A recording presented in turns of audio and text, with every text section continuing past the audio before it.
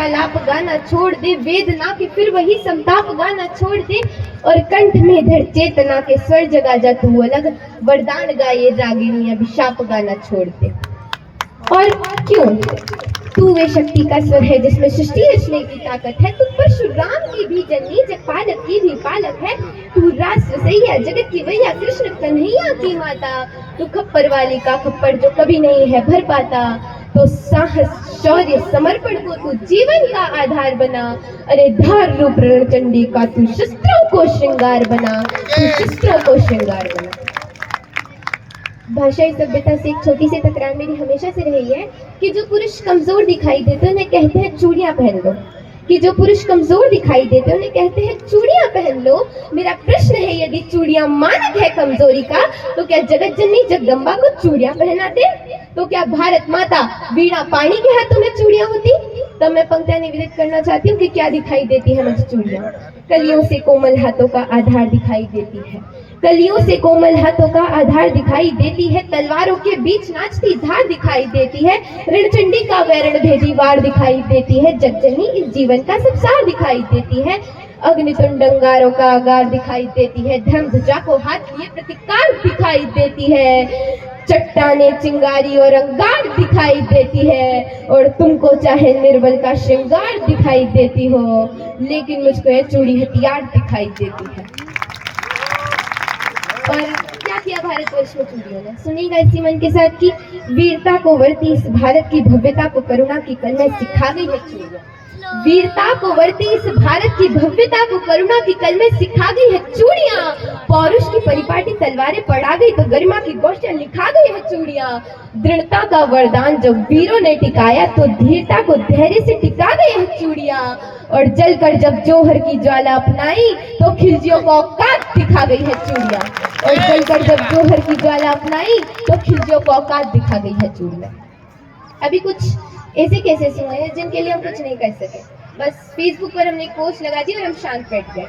यदि नारी शक्ति सजग होकर अपने आप को, अपनी शक्तियों को नहीं पहचानेंगी तो वे आगे नहीं बढ़ पाएंगी, कोई कृष्ण नहीं आने वाले। तो मैं पंक्तियां निवेदित करना चाहती हूँ कि दुर्योधन है दुशासन है पग पग पर बन अवरोध खड़े, कि दुर्योधन है दुशासन है पग पग पर बन अवरोध खड़े, ये कुटिल काल के अनुयायी है, शकुनी से शैतान बड़े, कलियों सी कोमल मूरत को कर देंगे पल में तार तार, मन के सारे श्रृंगारों को कर देंगे क्षण में शार शार। रणचंडी का तू रूप धार, हर राक्षस पर तू कर प्रहार, खन खन चूड़ी के मध्य उठे तलवारों के अद्भुत प्रहार। अरे पानी तक ना मांग सके जो तुम पर राख उठाएंगे, तब तुम खुद अपना चीर बचा लो, कृष्ण नहीं आ पाएंगे, कृष्ण नहीं आ पाएंगे। अब क्यों नहीं आ पाएंगे कृष्ण? कृष्णा को काम बहुत से है, दुष्टों के नाम बहुत से है। कृष्णा को काम बहुत से है, दुष्टों के नाम बहुत से हैं, माखन की मटकी राह तके भक्तों के धाम बहुत से हैं। अरे कब तक आएगा कान्हा हरियू की लाज बचाने को, दुर्योधन को समझाने को, सरपंच जन्य अपनाने को। बोलो मुरली की धुन को कब तक यमुना जी तरसेगी, बोलो कब तक वृंदावन में अश्रु की धारा बरसेगी, कब तक तरसेंगे गोविंद गोकुल के ग्वाले, कब तक नीर बचाएंगे फनविष धर पर नचने वाले। यहाँ रहेंगे गिरधारी तो गोवर्धन कौन उठाएगा, महासमर का व्यू भेदने अभिमन्यु कौन पठाएगा। सुनो दामिनी रणभूमि में निर्बल ही मारी जाओगी, तब तुम खुद अपना चीर बचा लो, कृष्ण नहीं आ पाएंगे, कृष्ण नहीं आ पाएंगे। गलतियां तो हमारी है, हमने हमारी बेटियों को गुड़िया से परिचित कराया, हमने उन्हें बताया कि गुड़िया जैसी कोमल है, गुड़िया जैसी नाजुक है आप। तब मैं पंक्तियां निवेदित करना चाहती हूँ कि गुड़िया जैसे शौक तुम्हारे गुड़िया सी बन जाती हो, कि गुड़िया जैसे शौक तुम्हारे गुड़िया सी बन जाती हो, वीर प्रसूता होकर भी पल पल क्यों नीर बहाती हो। अरे शक्ति स्वरूपा हो तुम खुद जगदम्बा की अवतारी हो, क्या दुर्योधन क्या दुशासन तुम स्वयं काल पर भारी हो। मत रोको तुम अभिलाषा को, है श्रृंगारों पर रोक नहीं, तुम कलिका हो इस उपवन की सुख को मलता पर टोक नहीं। मगर वर्जना क्यों करती हो ढालों से तलवारों से, एक बार बस लगन लगा लो मृत्यु न चाहती ढालों से। चूड़ी चोली चुनरी बिन श्रृंगार पूर्ण नहीं होता, मगर बताओ तलवार बिना क्या रूप अपूर्ण नहीं होता। हर रक्त बीज को रणचंडी का रक्तिम रूप दिखाएंगे, तब तुम खुद अपना चीर बचा लो, कृष्ण कहाँ तक आएंगे, तब तुम खुद अपना चीर बचा लो, कृष्ण कहाँ तक आएंगे।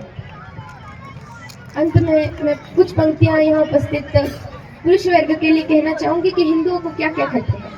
हिंदुओं के परिवार खतरे में है, हिंदुओं की सभ्यता खतरे में है, हिंदुओं के देश खतरे में है, हिंदुओं के संस्कार खतरे में है, हिंदुओं के विद्या खतरे में है, हिंदुओं के वेद खतरे में है, हिंदुओं के चारों वेद खतरे में है, हिंदुओं की बहन बेटियां खतरे में है।